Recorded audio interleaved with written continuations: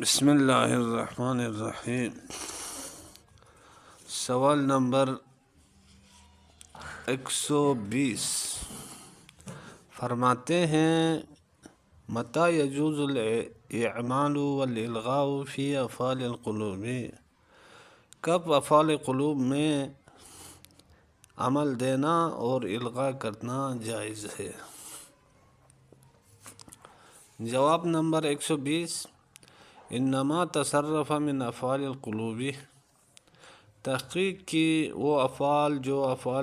وہ چیزیں جو افعال قلوب سے متصرف ہوتی ہیں، مشتق ہوتی ہیں، اذا تأخر عن مفعولین، جب وہ مؤخر ہو کس سے؟ دو مفعولوں سے، یعنی دو مفعول بھی سے جب مؤخر ہوں، او توسط بینہما، یا ان دو مفعولوں کے درمیان میں افعال قلوب یا افعال قلوب کے متصرفات آ جائیں، دونوں مفعول کے درمیان یا دونوں مفعولوں کے بعد آ جائیں، تو جاز فیہ الاعمال والالغاء، تو پھر اس صورت میں افعال قلوب اور ان کے متصرفات کو دو مفعولوں پہ عمل دینا بھی جائز ہے، والالغاء، اور الغاء کرنا بھی جائز ہے۔ الغاء کا مطلب یہ ہے، ایک تعلیق ہے، ایک الغاء ہے۔ الغاء یعنی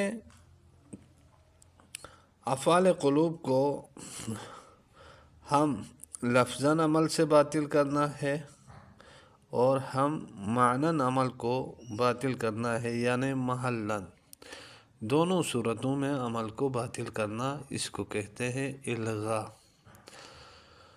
فتقول، پس آپ کہیں،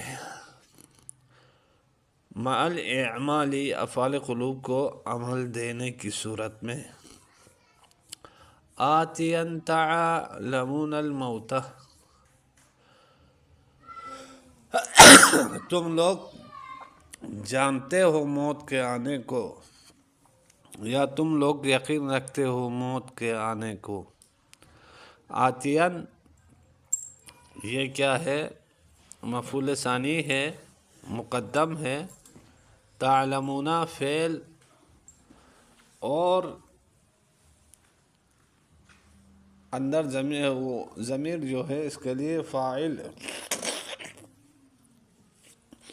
ضمیر فاعل، اور الموتا یہ مفعول اول ہے، اور تعلمون مفعول ثانی اور اول کے درمیان آیا ہے، یعنی الموتا مفعول اول اور آتین مفعول ثانی کے درمیان تعلمون آیا ہے، لہٰذا اس کو عمل دیا ہے۔ اسی طرح کیا ہے، دونوں پہلے آ جائے، وآتین الموت تعلمون، موت کے آنے کو تم جانتے ہو یا تم یقین رکھتے ہو۔ آتین مفعول اول ہے، مفعول ثانی ہے، الموت مفعول اول ہے، تعلمون فعل و فاعل ہے، یعنی افعال قلوب میں سے۔ ومع الالغاء، اور الغاء کے ساتھ آپ کہیں آتن، تو اوپر والی دو مثالوں میں عمل دیا ہے، آپ ان دو مثالوں میں عمل کو الغاء کریں گے۔ آتن تعلمون الموت،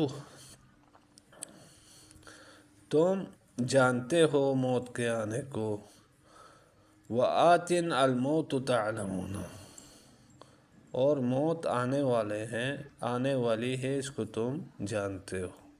اب دیکھیں، آتن پہلے تھا مفعول ثانی، الموت اس کے لیے مفعول اول تھا تعلمون کے لیے، چونکہ دو مفعولوں کے درمیان تعلمون آیا ہے، لہٰذا یہاں الغاء کر دیا۔ آتن جو ہے، آتن یہ بن جائے گا خبر مقدم، اور الموت مبتدا مؤخر بنے گا،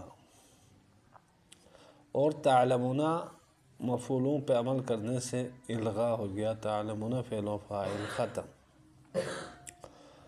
وآتن الموت، اس مثال میں بھی کیا ہے، تم جانتے ہو موت کے آنے کو، آتن یہ مفعول ثانی ہے، خبر مقدم ہے، تھا یعنی مفعول ثانی تھا، خبر مقدم ہے۔ اب الموت یہ مبتدا مؤخر ہے، تو لفظاً ان میں عمل نہیں دیا ہے اور معنن بھی عمل محلاً بھی عمل باطل کر دیا، لہذا کیا ہے یہ مبتدا خبر مل کر جملہ اسمیہ تعلمون فعل و فاعل جملہ فعلیہ بن جائے گا۔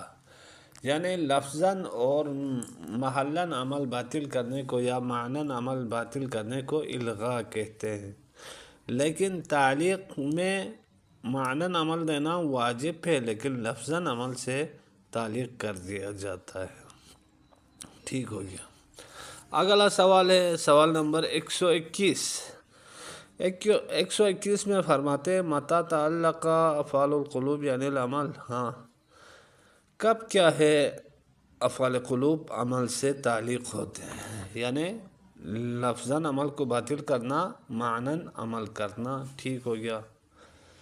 جواب 121 انما تصرف من افعال القلوب، تحقیق کی وہ چیزیں جو افعال قلوب سے نکل آتی ہیں، مشتق ہوتی ہیں، تصرف ہوتی ہیں، اذا فصل بینہ و بین الجملتی، جب فاصلہ دیا جائے افعال قلوب اور ان کے متصرفات اور جملے کے درمیان، ما ایک ایسی چیز کے ذریعے لہو صدر الکلام جس چیز کے لیے صدارت کلام حاصل ہو، تو پھر اس صورت میں یعلق عن العمل افعال قلوب کو تعلیق کیا جاتا ہے عمل سے، یعنی اس وقت یہ لفظاً عمل نہیں کریں گے، لفظاً ان کا عمل باطل ہوگا۔ جیسے ما کلام کا صدقن، ظننت میں نے گمان کیا، ما کلام کا صدقن تیرا کلام کیا ہے سچا نہیں ہے۔ اب دیکھو ظننت کے بعد ما آیا، یعنی جملہ اور کیا کہتے ہیں مفعولوں کے درمیان افعال قلوب اور دونوں مفعولوں کے درمیان کیا آیا، ما آیا۔ ما کیا ہے، ما